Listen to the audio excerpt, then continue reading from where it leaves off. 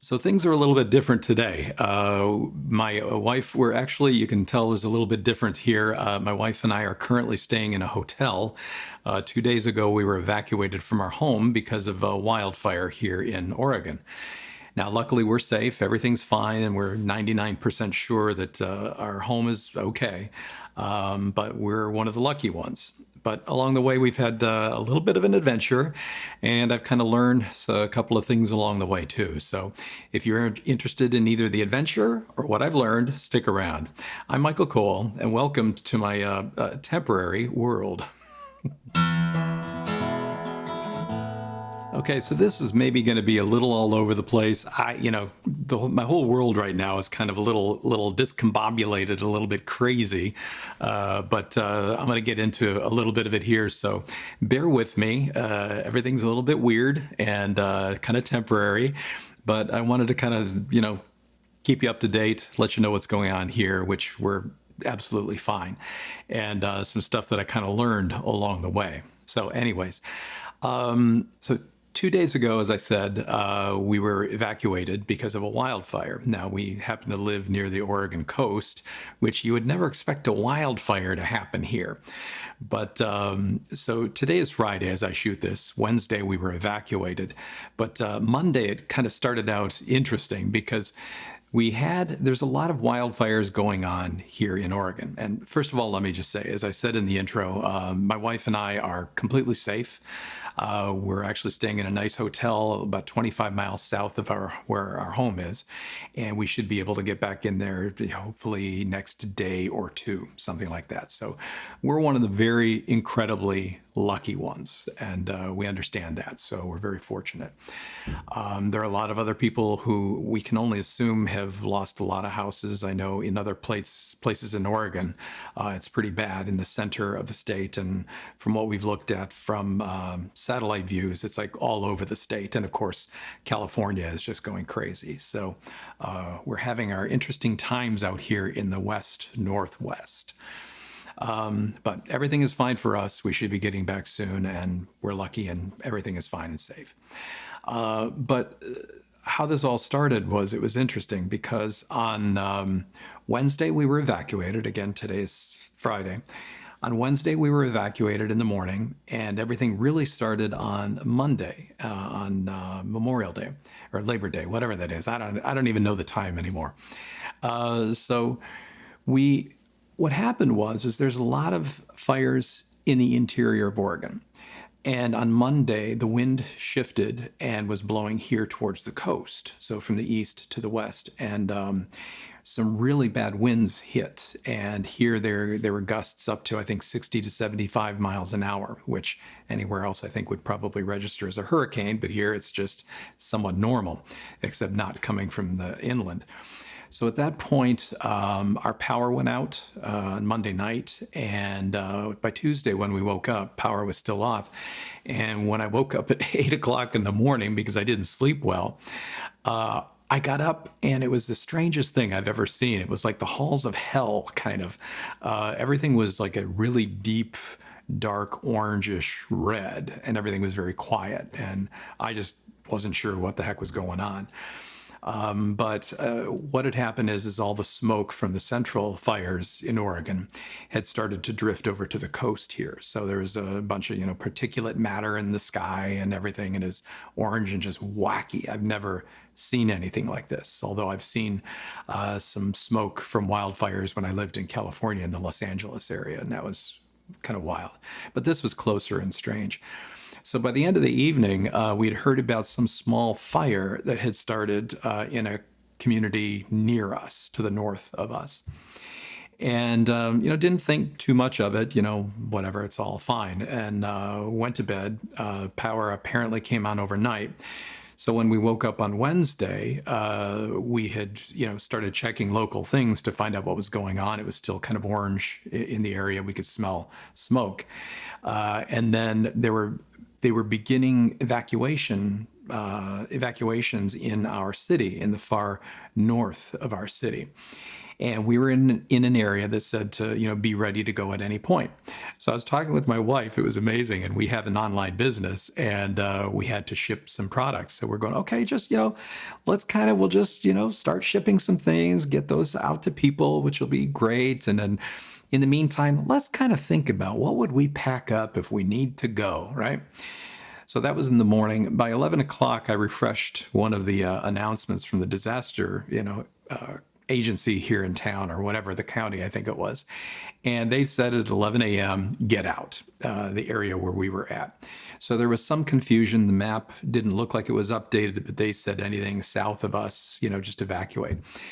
And of course, my wife and I were kind of going like, okay, yeah, let's get out of here, because we don't know what's going on. And I know from dealing with, or at least watching wildfires when we lived in California, that they can be fickle sons of guns and things can shift quickly. And we just didn't want to screw around with anything. So we did the process of kind of getting things together, and it was all kind of wacky. And, at one point we were both just, I think it was the information, or it was overload, sensory overload. So we weren't sure what to pack and what to take. We're taking electronics, or what's the most valuable things, take passports. It's just madness. And then at one point we just said, okay, let's just shut up for a second. And we took a couple of deep breaths to kind of get focused. And then we continued on there. So we got everything, we packed it into a bunch of backpacks. It's like I joke with some of my friends. I says, I was probably trailing, thankfully clean underwear as I was running out to the car with everything. But we got everything packed in, and then joined the route out of town. And it was, and this is where a couple of things that I began to learn, or began to stick in my head, that were really, truly amazing for me. So as we left out of town, again, we're on the coast, and the north route, there's basically only the Highway 101, which goes through our town. And the north route was blocked. The fire was potentially coming over there, and they had already evacuated everybody up there. So we all in the town had to head southbound.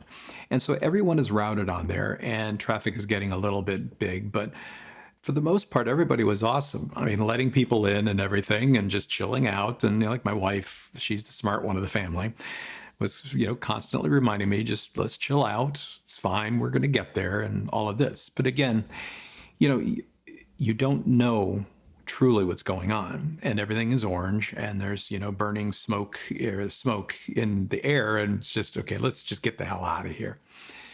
But what struck me as we were driving was all of the, police, the local police, as well as county sheriff's deputies. And they were all set up in the intersections, and just keeping everybody moving, going out of town. It was just pretty effortless. And it really struck me at that point how thankful I am, certainly, to have them there to help us out. They kept everything orderly and everything moving, and I certainly felt a lot more safe as we got out of town. But I was also thinking about them, that they're staying there, as the classic stories that you hear, the first responders, they stay as the true heroes of everything. And this, of course, doesn't even count our local fire department, which I think is an all-volunteer, potentially. I'm not positive, but they're up there fighting the fire, or maintaining, or kind of controlling everything. So they're up there. The ambulances are going past. Our local hospital had been evacuated earlier, which was nice, to get all the patients out of there and heading south. So watching the police and sheriff's deputies there, it was like it struck me as amazing, and I was very thankful for them, serving in that way and helping us get the hell out of there. So we finally, everybody said, and the other thing is where we live, we have a lot of neighbors. We live in an apartment, and a lot of our neighbors were knocking on doors, just letting us know what was going on. Everybody was helping each other, and it was pretty fantastic, everybody coming together.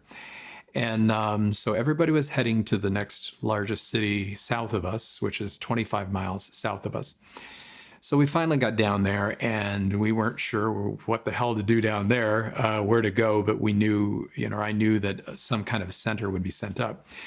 So, of course, internet is all jacked up, right? I only have my cell phone. And so, luckily, I called a very good friend down in California who luckily isn't having direct wildfires there, but they're currently having crazy air.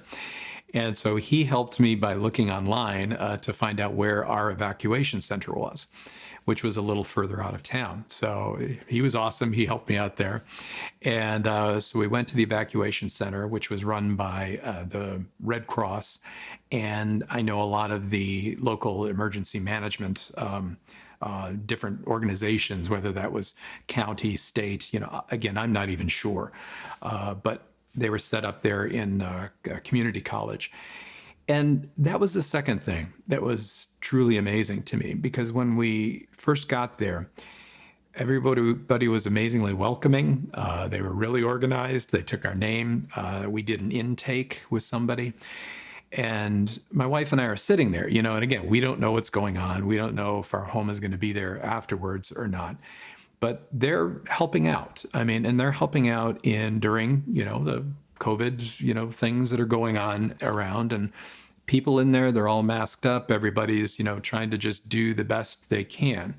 And they were doing amazingly well. And it struck me again, here are people who probably live in that area just helping us, and we think of ourselves as, I certainly thought of myself as incredibly lucky because we were able to get out of our home.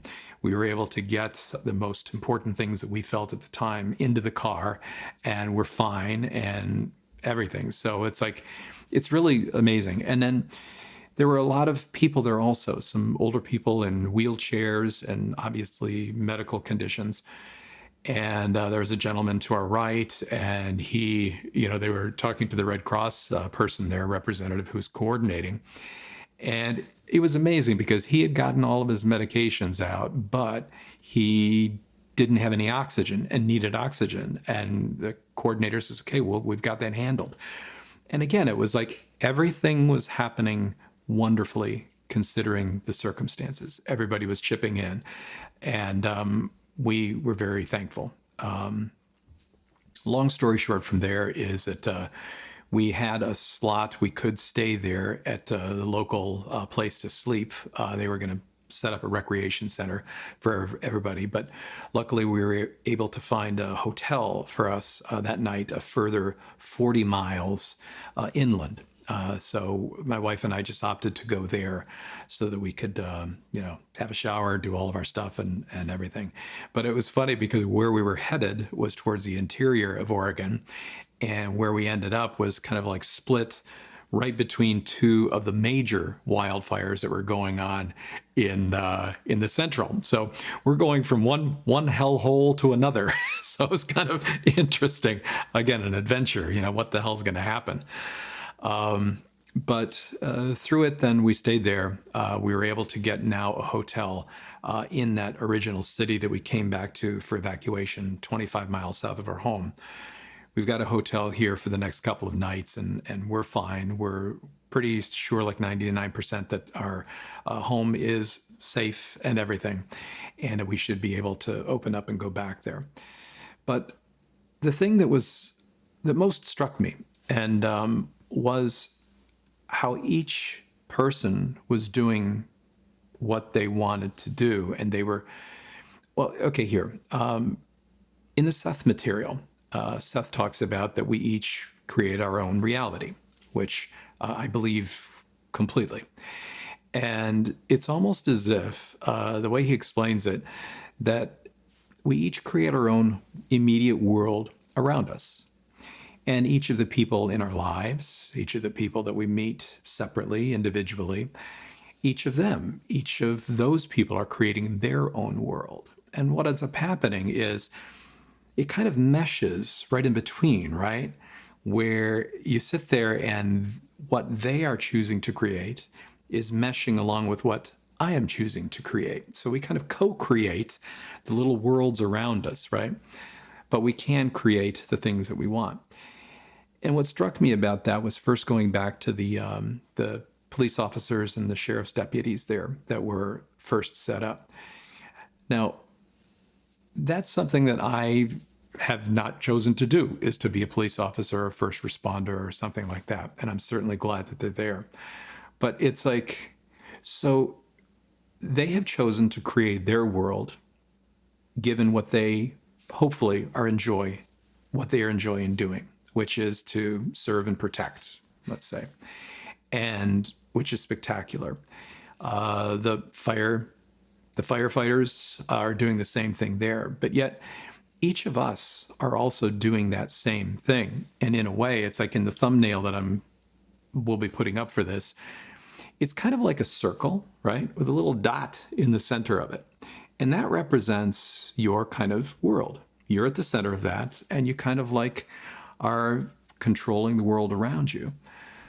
But we all kind of come together, and all of our circles overlap, all of our worlds overlap. So that what I really learned was that partially I sat there and I kind of go, okay, well, should I be, more helpful and do things for other people, or, whether it's a first responder or something like that. But then I'm kind of realizing that, what, my unique person, I get to express myself as I want. And hopefully I'm serving the world around me as I do that, just as each of those people serve the world around them as they do that.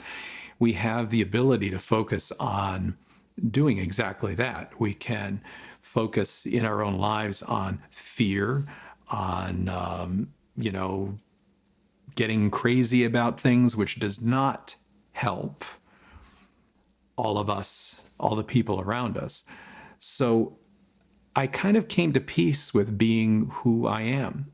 And I think also that I have whatever abilities I have that I can then kind of project out into the world. And what I'm learning is to do that and be thankful for who I am, because I'm the only one that can be who I am, and to express out the things that I want to do, and that will hopefully in turn help others around me and the world in general.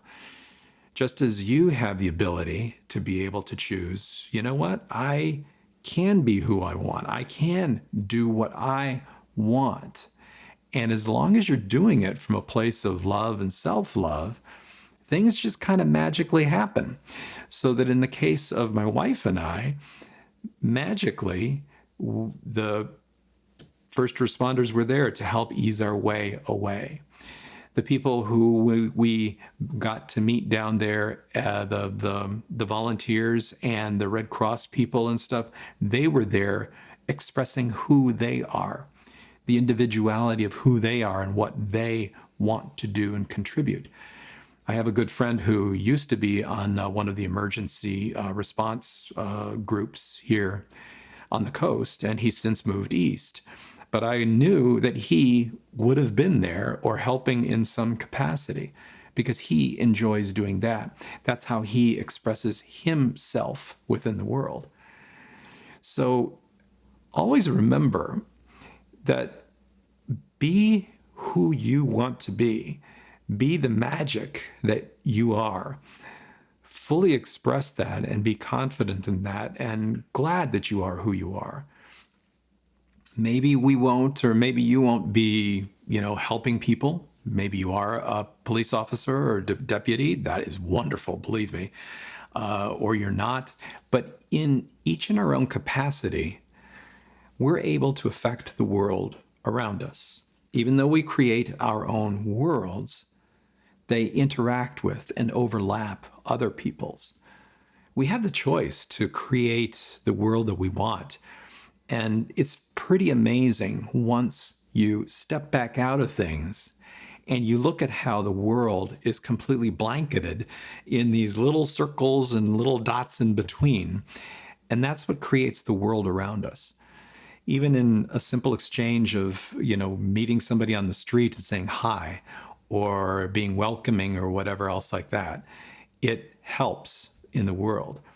And I always think one of the biggest things that I've learned recently, is the idea of feeling the lightness within myself. When we focus on fear, And certainly there was a lot of opportunity to focus on fear in this situation for us. You can feel the heaviness with that. And that can be a first indicator to you that maybe I get to choose something different. Because if I choose something different, perhaps I'm going to create a much better world for myself, as well as the overlapping with everyone else's. So choose to be who you are, choose to be proud of that, contribute to the world the way you want, and also understand that in times like this, just being who you are, hopefully feeling lightness inside and not learning to let go of fear at this point will allow you to really contribute to the world in whatever way that you are able. So I hope everybody's safe out there. Again, we're doing okay. Our hearts and prayers and everything else and good thoughts and energy is certainly going out to everyone else who's been affected by these wildfires, as well as the entire world going through a lot of stuff right now. But anyways, remember that you do control your world. Remember that you can create it any way you want. Remember to look around you and see the amazingness of people living their lives and contributing to ours, hopefully in a wonderful way. I guess that's it. I don't know what this is. It's just a reporting, what's going on. Hope you and everyone you care about is safe at the moment, and everything is okay. Okay. If you like this episode, certainly like it. I would love for you to subscribe, to stick along. I've got a lot of things coming up. I may do a couple of more episodes, I think, from here, because other things have been jogged in my mind. But anyways, hope you're doing well. Have a great, wonderful week, and love you.